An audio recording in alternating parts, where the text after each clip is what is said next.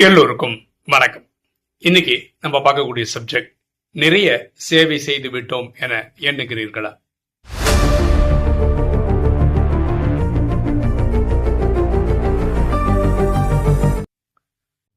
பாருங்களேன், நான் ஒரு 16 வருஷமா ராஜயோகம் பிராக்டிஸ் பண்றேன். ஒரு 10 வருஷமா யூடியூப் ஸ்பேஸ்ல இருக்கேன். என்னோட ஒரு நாள் பொழுது எப்படி போயிட்டு இருந்தது அப்படின்னு பார்த்தீங்கன்னா, காலம்புறம் ஒரு 3:30 மணிக்கு எழுந்துப்போம்.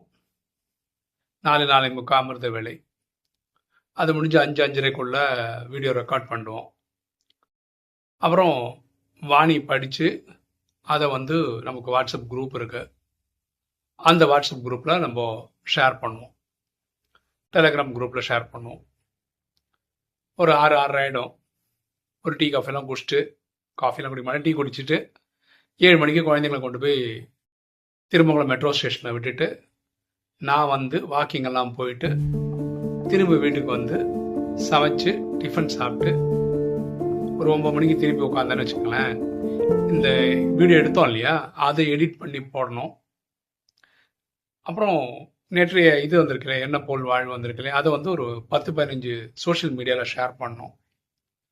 இதெல்லாம் பண்ணி முடிக்கும்போது ஒரு 11 மணி ஆகிடும். என்ன சொல்ல வரேன்னா, என்னுடைய வேலை, அதாவது பிஸ்னஸ்க்காக உழைப்புக்காக ஏதாவது ஆரம்பிக்கணும்னு நினைச்சாவே 11 மணி ஆகிடும்.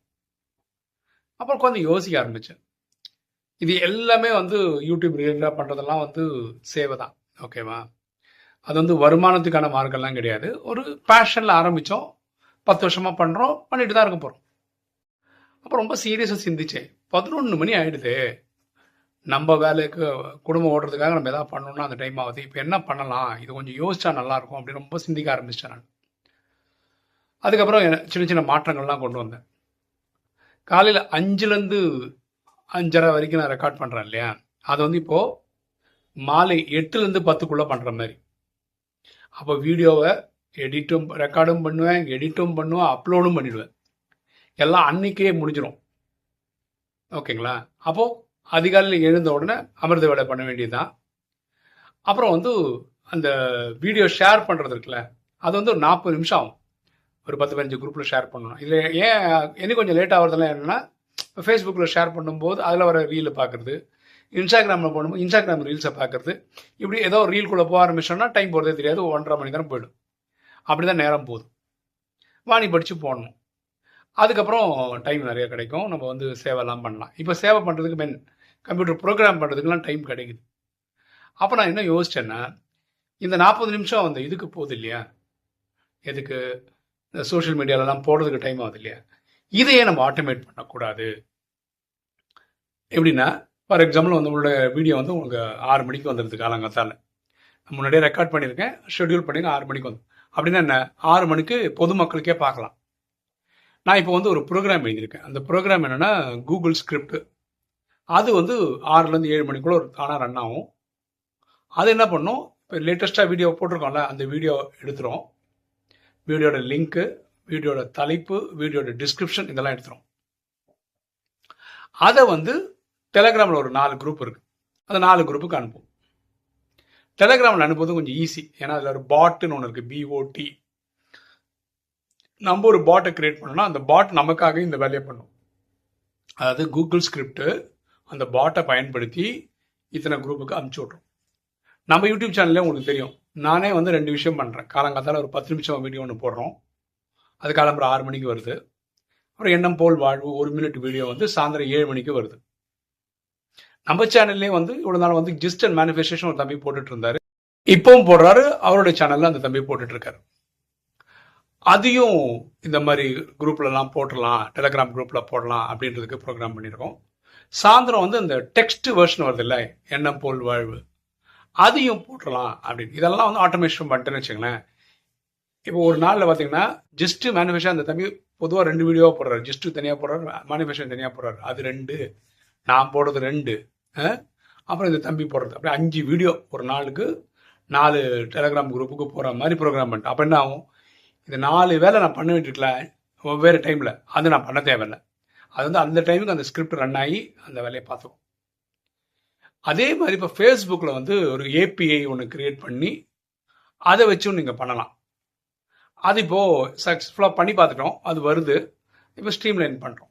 இப்போ ஃபேஸ்புக்கு தான் என்னது, வாட்ஸ்அப் அவங்களுக்கு தான் த்ரெட்ஸ்ன்னு ஒன்று இருக்குது, அதுலேயும் இருக்கு, நம்ம அதுலேயும் போட்டுட்டு தான் இருக்கும். இப்போ அதுக்கு ப்ரோக்ராம் பண்ணிட்டு இருக்கேன். இப்போ நான் வந்து 10 சோஷியல் மீடியாவில் இருக்குன்னு சொன்னேன் பார்த்தீங்களா, எல்லா சோஷியல் மீடியாலும் இந்த மாதிரி பாட்டு கிட்டுன்ற கதையெல்லாம் கிடையாது. சிலதுக்கு பண்ணலாம், சிலதுக்கு பண்ண முடியாது. அப்போ எதுக்கெல்லாம் பண்ண முடியுமா, வாட்ஸ்அப்பில் வந்து நீங்கள் வந்து ஒரு பாட்டு கிட்டு மாதிரிலாம் ஒரு ஏபிஐ மாதிரிலாம் போட்டு பண்ண முடியாது. அதுக்கு வந்து நம்மளே ஒரு சொந்த சர்வர்லாம் வச்சு அதுக்கேற்ற மாதிரி ஒரு ப்ரோக்ராம் எழுதி அதை செலவு பண்ணணும் நம்ம. அப்போ தான் அது பண்ணவே முடியும். இல்லைன்னா ஆஃப்லைனில் பண்ணலாம். ஆஃப்லைன்னா ஒரு ப்ரோக்ராம் பண்ணி விட்டுட்டு கம்ப்யூட்டர் லேப்டாப் ஆன் பண்ணி ஒரு கிளிக் பண்ணால் அது 10-15 குரூப்புக்கு அனுப்புவோம். ஆனால் அந்த கம்ப்யூட்டர் ஆன் பண்ணி கிளிக் பண்ணி இந்த வேலை நம்ம தான் பண்ணியாகணும். அனுப்புறது ஒன்று ஒன்றா பண்ணிட்டு இருந்தோம் இல்லையா, அதை வந்து ப்ரோக்ராம் பண்ணிக்கும். ஒரு 15-20 குரூப் கொடுங்க, போட்டு அனுப்பிச்சிட்டே இருக்கும். அப்போ வாட்ஸ்அப்புக்கும் ஒரு சொல்யூஷன் இருக்குன்னு வச்சுக்கோங்களேன். அவன் என்ன சொல்ல வரேன்னா, நான் அந்த 40 நிமிஷம் கொடுத்தேன்னு சொன்னேன் இல்லைங்களா, அது இனிமே வந்து ரொம்ப குறைஞ்சிரும். குடிச்சதில் அதுக்கு வந்து 100% சொல்யூஷன் கொடுத்துருவேன். இப்போ உங்களுக்கு என்ன தோணுன்னா, வீடியோ தலைப்புக்கும் இவர் பேசுறதுக்கு என்ன சம்பந்தம்? என்ன சம்பந்தம்னா, நான் சொன்னேன் இல்லையா 11 மணி வரைக்கும் டைம் ஆயிடுச்சு அப்படின்னு நான் சொன்னேன் ஞாபகம் இருக்கா? அவன் எனக்கு ஒரு வாட்டி தோணிருக்கு, காலங்காலத்தில் 5 மணிலேருந்து ரெக்கார்டிங் பண்ணுறோம் கரெக்டாக, யூடியூப் வீடியோக்காக ரெக்கார்ட் பண்ணுறோம், அதை எடிட் பண்ணுறோம், அப்லோட் பண்ணுறோம், அப்புறம் நிறைய மீடியாவில் கொடுக்குறோம், சோஷியல் மீடியாவில் நிறைய ஷேர் பண்ணுறோம், இப்போ நிறைய சேவை பண்ணுறோம், நிறைய டைம் கொடுக்குறோம் அப்படின்னு நம்ம நினைக்கிறோம். ஆக்சுவலாக இது எல்லாமே வந்து ஒரு ப்ரோக்ராம் எழுதுனா அதுவே எல்லாம் பார்த்துக்கும். இப்போ எனக்கு என்ன தோணுதுன்னா, நான் சத்தியகம் போவேன்னா சாட்ஜிபிடி போகுமான்னு தெரியல. புரியுதுங்களா? சாட்ஜிபிடி ஒரு மிஷின், ஓகேவா, அது போக போகிறது இல்லை, நம்ம தான் போக போகிறோம், நமக்கு நல்லா புரியுது. ஆனால் யாருக்காவது தகுதி இருக்கு அப்படின்னா, 9 லட்சத்தில் வரதுக்கு தகுதி இருக்குன்னா எனக்கு தெரிஞ்சு சாட்ஜிபிடிக்கு தான், இல்லாட்டி கிளாடு, இந்த மாதிரி ஆர்டிஃபிஷியல் இன்டெலிஜென்ஸுக்கு தான். ஏன்னா அதுதான் நிறைய சேவைக்காக இன்புட்லாம் பண்ணி தருது. புரியுதுங்களா? ஸோ இப்போ நான் வந்து உள்ளுக்குள்ளே, சரி நம்ம எல்லாரும் சாதாரண மனுஷன் தான், ஓகேவா, உள்ளுக்குள்ளே நமக்கு எப்படி தோணும், பரவாயில்ல நான் இத்தனை மணி நேரம் பரம சொல்கிறேன் 8 மணி நேரம் பாபா சேவைக்கு கொடுங்க. கிட்டத்தட்ட நம்ம அந்த கிளம்புற 5 மணிலேருந்து ஒரு 11 மணி வரைக்கும் இதே வேலையை தான் பண்ணுறோம். இடையில நம்ம சொந்த வேலையை பார்த்துக்கிறோம்னு வச்சுக்கலாம். குழந்தைங்களை கொண்டு போய் விட்டுட்டு வரோம், வாக்கிங் போகிறோம், சமைக்கும் போது இறைவன் நினைவு பண்ணிக்கிறோம்னு வச்சுக்கோங்களேன். ஸோ அதெல்லாம் வந்து சேவையில் உட்பட்ட மாதிரி வந்து தான் போகுது, அப்படிலாம் சந்தோஷப்படும். ஆனால் ஆக்சுவலாக அது ஒரு 10 லைன் 20 லைன் ப்ரோக்ராம் பண்ண வேண்டிய வேலையை தான் நம்ம மேனுவலாக உட்காந்து பண்ணிட்டு இருந்திருக்கோம் இவ்வளோ நாள் அப்படின்னு எனக்கு தோணுது. ஸோ இனிமேல் டைமை வந்து இனி கொஞ்சம் பெட்டராக எஃபிஷியண்டாக எப்படி யூஸ் பண்ணுறது அப்படின்னு யோசிக்க ஆரம்பிச்சிருக்கேன். இப்போ நம்ம இந்த டிவைன் கனெக்ஷன் வெப்சைட்டே வந்து ரீவேம் பண்ணலாம் அப்படின்னு அதுக்கும் ஒர்க் பண்ண ஆரம்பிச்சிருக்கேன். அது வந்து பாஸ்கோன்னு ஒரு பிரதர் வந்தார், அவர் தான் எனக்கு பண்ணி கொடுத்தாரு அன்னைக்கு. இன்னைக்கு அவர் இல்லை. ஸோ அன்னைக்கு அவர் பண்ண டிசைனில் தான் அது இருக்குது. ஸோ இப்போ காலத்துக்கு ஏற்ற மாதிரி மாற்றணும் அப்படின்னு ஒரு தோணி இன்றைக்கி தான் ஆரம்பிச்சிருக்கேன் அந்த ஒர்க்கு. ஒரு 2-3 பேஜ் பண்ணியிருக்கேன், ஓகேவா. அது ஃபுல்லாக ரெடி ஆனோடனே டிவைன் கனெக்ஷன் வந்து ஒரு புது பரிமாணத்தோட வரும். இப்போ பார்த்தீங்கன்னா, இப்போ நீங்கள் பாபா சேவை நிறைய பண்ணுறீங்க, ஆனால் நீங்களும் வேலைக்கும் போகிறீங்க அப்படிலாம் இருந்ததுன்னா, நீங்களும் உங்கள் வாழ்க்கையில் பண்ணக்கூடிய சில விஷயங்களை வந்து ஆட்டோமேட் பண்ண முடியுமா அப்படின்னு யோசிங்க. அதுக்கு தேவையான எங்கிட்ட உதவி கேளுங்க, நான் எனக்கு தெரிஞ்செல்லாம் சொல்லித்தரேன். ஒரு எக்ஸாம்பிள்லாம் சொல்கிறேன் பாருங்கள். இப்போ வந்து நீங்கள் வந்து ஒரு மெடிக்கல் இன்சூரன்ஸ் எடுக்கிறீங்கன்னு வச்சுக்கோங்களேன். உங்கள் தொழில் என்னவா இருக்கும், பார்க்குறவங்ககிட்டலாம் சொல்லுவீங்க மெடிக்கல் இன்சூரன்ஸ் எடுங்கன்னு சொல்ல வேண்டியிருக்கும். அதோடைய ப்ளஸ் மைனஸ் எல்லாம் சொல்லி விட்டுருவோம். ப்ளஸ் தான் சொல்லுவீங்க கரெக்டாக. இது எப்படி பண்ணலாம் அப்படின்னு பார்த்தீங்கன்னா, நம்ம ஒரு வெப்சைட் மாதிரி ஒன்று கிரியேட் பண்ணி அதில் வந்து ஒருத்தரோட பேர், அவரோட வயசு என்ன, அவருக்கு என்ன பிரச்சனை இருக்குது, சுகரு, ப்ரெஷர் இதெல்லாம் இருந்தாலும் நீங்கள் வந்து மெடிக்கல் இன்சூரன்ஸ் வந்து விலை வந்து ப்ரீமியம்லாம் கூட்டிடுவாங்கல்ல, உடனே இவங்களுக்கு ஒரு டேபிள் இருக்கும், இந்த வயசுக்கு இவ்வளோ ரூபா ப்ரீமியம் கட்டணும் ஒரு டேபிள் இருக்கும். அந்த டேபிள்லேருந்து டேட்டா எடுத்து அவருக்கு உடனே இமெயிலையோ வாட்ஸ்அப்லேயோ மெசேஜ் அனுப்பிச்சிடலாம், ஒரு இதே அனுப்பிச்சிடலாம், ஒரு ப்ரொப்போசலே அனுப்பிச்சிடலாம். இதில் இவர் ஒன்றுமே பண்ண தேவையில்லை. அப்படின்னா ஃபஸ்ட்டு டைம் உட்காந்து ஒர்க் பண்ணுறாங்க பார்த்தீங்களா, அது மட்டும் கோடிங்காக என்ன பண்ணணும்னு டீட்டெயில் கொடுத்துட்டாங்கன்னா இந்த எல்லாமே இந்த ப்ரோக்ராம் பார்த்துக்கும். அப்போ ஒரு நாளுக்கு ஒருத்தர் எக்ஸ்பிளைன் பண்ணி பண்ணுற வேலையை இப்போ வந்து சாஃப்ட்வேரே பண்ணிடும். 100% ஆட்டோமேஷன். விருப்பப்பட்டு அவங்க கேட்க போகிறாங்க, சார் எனக்கு அந்த பாலிசி போட்டு கொடுங்க சார்னு கேட்க போகிறாங்க. இல்லை டவுட் இருந்தால் 4 கேள்வி கேட்க போகிறாங்க, நீங்கள் பதில் சொல்லி டக்குன்னு முடிச்சுட்டு போயிட்டே இருக்கலாம். புரியுதுங்களா? அதுமாதிரி நிறைய பேர் கொட்டேஷன் போடுறதுக்கு, எனக்கு தெரிஞ்ச ஒரு தம்பி வந்து காலம்பு சாயந்தரம் வரையும் டைம் எடுக்கிறேன் ஒரு கொட்டேஷன் போடுறதுக்கு. இப்படி இருந்தால் இப்படி தான் கொட்டேஷனில் போடணும்னு ஒரு ஃபார்முலா இருக்கிறதா தான் அவங்க கொட்டேஷன் போடுறாங்க. அது என்ன ஃபார்முலா நம்ம சொன்னாங்கன்னா நம்ம போட்டு தரலாம், கொட்டேஷன் போட்டு அதுவும் ஆட்டோமேட்டிக் பண்ணிடலாம். மக்களே வந்து கேள்வி கேட்பாங்க, கேள்வி கேட்டால் அவங்களே கேட்டாங்கன்னா அவங்களுக்கே ஆன்சர் வர மாதிரி வாட்ஸ்அப்லேயோ இமெயிலையோ போட்டு அனுப்புகிற மாதிரி பண்ணிடலாம். இப்போ வந்து டைமே வந்து ஆட்டோமேஷனுக்கான டைம் தான். ஓகேவா? ஸோ நீங்களும் அது மாறிக்கங்க. இப்போ நீங்கள் சேவைலாம் பண்ணுறீங்கன்னா, எதெல்லாம் நீங்கள் சேவைக்குன்னு சொல்லிட்டு நீங்கள் நினச்சி பண்ணிட்டு இருக்கீங்களோ அதெல்லாம் வந்து ஆட்டோமேஷன்லேயே பண்ணிடலாம். இப்போ நான் என்ன யோசிச்சுட்டு இருக்கேன்னா, எண்ணம் போல் வாழ்வு இருக்கு இல்லையா, அது வந்து நான் தான் ரெக்கார்ட் பண்ணுறேன், என்னோட வாய்ஸ் தான் வருது. அதை அப்படியே ஆட்டோமேஷன் பண்ணிடலாமா அப்படின்னா என்னன்னா, என் வாய்ஸ் தான் வரும், ஆனால் அது நான் இருக்க மாட்டேன் பேசுறது. ஆனால் என்னோட அப்படியே சுத்தமாக என்னோட வாய்ஸ் மாதிரியே இருக்கும். அது ஏன் நான் பண்ணுறேன் அப்படின்னா, நான் சரீரம் விட்டா கூட ஜட்மெண்ட் டே வரைக்கும் பிரேமானந்த நாராயணன் சேனல் இருக்கணும் அப்படின்னு நான் நினைக்கிறேன். அப்போது எண்ணம் போல் வாழ்வு ரொம்ப ஈஸி. அந்த அன்னைக்கு நல்ல விஷயம் ஏதாவது கண்டென்ட் எடுக்க அதுவும் ஆட்டோமேட்டிக் பண்ணிக்கலாம். அப்படி ஒன்று பண்ணலாம் அப்படின்னு ஒரு ஐடியா இருக்குது. அதுக்கப்புறம் வந்து இந்த மெயின் வீடியோவே ராஜயோகத்துலேருந்து டெய்லி ஒரு கண்டென்ட் எடுக்கிற மாதிரி அதுவும் ஆன்லைன் பண்ண முடிஞ்சிருச்சுக்கலாம். அதுவும் நான் யோசிப்பேன். ஏன்னா நான் இருக்கும்போதும் பண்ணணும், இல்லாத போதும் பண்ணணுன்ற ஒரு ஐடியாவோட இப்போ நான் பேசும்போது எனக்கு ஒரு ஐடியா வருது. என்னென்னா, யாருக்காவது ராஜயோகம் கற்றுக்கணும் அப்படின்னா நேம், இமெயில் ஐடி, வாட்ஸ்அப் நம்பரும் கொடுத்து சப்மிட் பண்ணாங்கன்னா அவங்க இமெயிலில் வந்து 7 days கோர்ஸோட லிங்கோட போயிடும். ஒரு ஃபஸ்ட் நாள் வீடியோ, செகண்ட் நாள் வீடியோன்னு ஒரு லிங்கோட போகிற மாதிரி. அது ரொம்ப ஈஸி பண்ணலாம்.